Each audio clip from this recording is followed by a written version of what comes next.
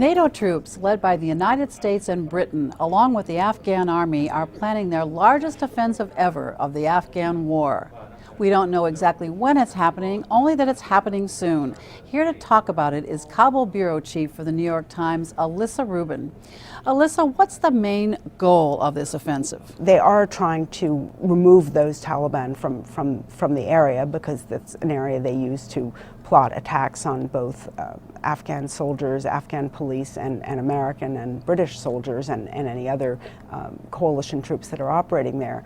But I think it's also to show that they will not hesitate to use force in the interests of trying to drain the insurgency of its energy. And what is it about Marja? Because it's in Helmand, the leading poppy growing province, it's an area that the Taliban has funded its movement from. Now they get funds from a lot of places, but that's certainly poppies is one big one. It's also that the Taliban have been very influential in Helmand, so by removing or reducing their power there, that will have an effect and send a message that the troops are really, the joint troops are really serious about not dealing with the Taliban as a military or a guerrilla force, but only as a political entity. It's curious that it's been announced ahead of time. I mean, that's controversial, I know. It's unusual to announce an offensive and give the enemy a chance to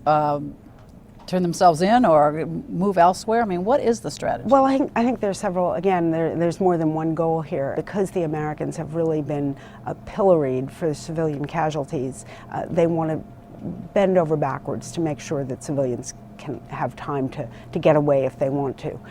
Secondly, I think, for the Taliban too, there's a hope that some of them would filter away, would leave. First of all, that means fewer American and British casualties, probably. There'll be fewer fighters. But secondly, it buys a little time for them to think about what they really want their next step to be. There's a very growing discussion about a serious reconciliation program that would allow the Taliban to come back into Afghan society with some support, with some protection. This gives people some time to think about whether they want to move in that direction or not. How important is this area for the rest of what's going on in Afghanistan?